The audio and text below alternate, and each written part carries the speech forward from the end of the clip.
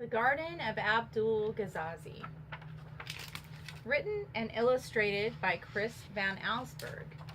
To Lisa.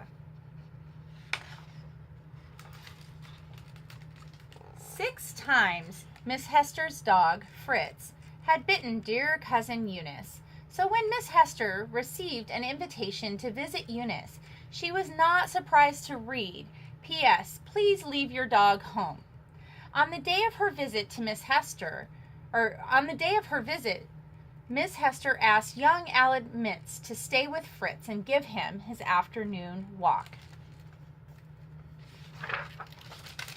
As soon as Miss Hester left, Fritz ran into the parlor. He loved to chew on the chairs and shake the stuffing out of the pillows, but Alan was ready. All morning long he kept Fritz from sinking his sharp little teeth into the furniture. Finally the dog gave up and fell asleep, exhausted. Alan took a nap too, but first he hid his hat under his shirt, hats being one of Fritz's favorite things to chew.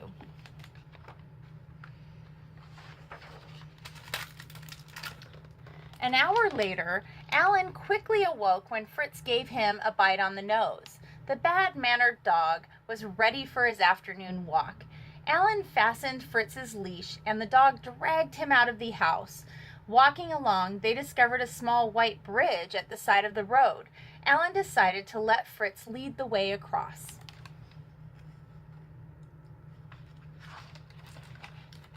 Some distance beyond the bridge, Alan stopped to read a sign. It said, "Absolutely, positively, no dogs allowed in this garden." At the bottom, it was signed, "Abdul Gazasi, retired magician." Behind the sign stood a vine-covered wall with an open doorway. Alan took the warning quite seriously. He turned to leave, but as he did, Fritz gave a tremendous tug and snapped right out of his collar. He bolted straight ahead through the open door, with Alan running right behind. "Fritz, stop, you bad dog!" cried Alan. But the dog simply ignored him. Down shadowed paths and across sunlit lawns, they raced deeper and deeper into the garden. Finally, Alan drew close enough to grab hold of Fritz, but as he reached out, he slipped and fell. Fritz barked with laughter as he galloped out of sight. Alan slowly picked himself up. He knew he had to find Fritz before Mr. Gazasi discovered him. Bruised and tired, he hurried off in the dog's direction. After a long search, Alan was ready to give up. He was afraid he might never find Fritz, but then he came upon fresh dog prints. Slowly, he followed Fritz's tracks along a path that led him into a forest. The dirt path ended and a brick wall began. There were no more tracks to follow, but Alan was certain that Fritz might be just ahead. Alan started running. In front of him, he could see a clearing in the forest. As he came dashing out of the woods, he stopped as quickly as if he had run up against a wall. For there, in front of him, stood a truly awesome sight. It was the house of Gazasi. Alan nervously climbed the great stairs, convinced Fritz had come this way and been captured. The boy's heart was pounding when he arrived at the huge door. He took a deep breath and reached for the bell, but before he touched it, the door swung open. There, in the shadow of the hallway, stood Gazasi the Great. "Greetings, do come in," was all that he said. Alan followed Gazasi into a large room. When the magician turned around, Alan quickly apologized for letting Fritz into the garden. He politely asked if Mr. Gazasi had Fritz. Would he please give him back? The magician listened carefully and then, smiling, said, "Certainly, you may have your little Fritzy. Follow me." With those words, he went to the door and led Alan back outside. They were walking across the lawn when suddenly Gazasi stopped by a gathering of ducks. He began to speak in a voice that was more like a growl. "I detest dogs. They dig up my flowers. They chew on my trees. Do you know what I do to dogs I find in my garden?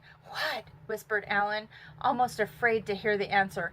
"I turned them into ducks," bellowed Gazasi. In horror, Alan looked at the birds in front of him. When one duck came forward, Gazasi said, "There's your Fritz." Alan begged the magician to change Fritz back. "Impossible," he answered. "Only time can do that. This spell may last years, or perhaps just a day. Now take your dear bird and please don't come again." When Alan took the birds in his arms, it tried to give him a bite. "Good old boy," said Alan sadly as he patted the bird on the head. "You haven't really changed so much." With tears in his eyes, he started for home. Behind him, Alan could hear Gazasi laughing. As he approached the stairway, a gust of wind took Alan's hat sailing right off his head. Running along with one arm, reaching for the hat, Alan lost his hold on Fritz. The duck flew out ahead and grabbed the hat in midair, but instead of landing, he just kept on flying higher and higher until he disappeared in the afternoon clouds. Alan just stood and stared at the empty sky. "Goodbye, old fellow," he called out sadly, sure that Fritz had gone forever. At least he had something to chew on. Slowly, one step after another, Alan found his way back to the garden gate and over the bridge. It was sunset by the time he reached Miss Hester's. Lights were on and he knew she must be home.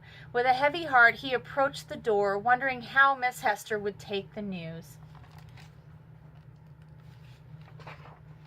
When Miss Hester came to the door, Alan blurted out his incredible story. He could barely hold back the tears. Then racing out of the kitchen, dog food on his nose, came Fritz. Alan couldn't believe his eyes. "I'm afraid Mr. Gazasi played a trick on you," said Miss Hester, trying to hide a smile.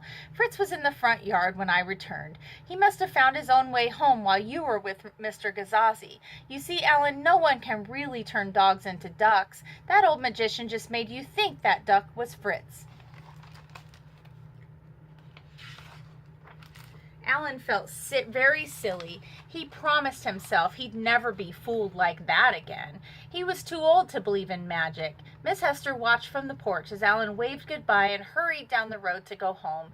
Then she called out to Fritz, who was playfully running around the front yard.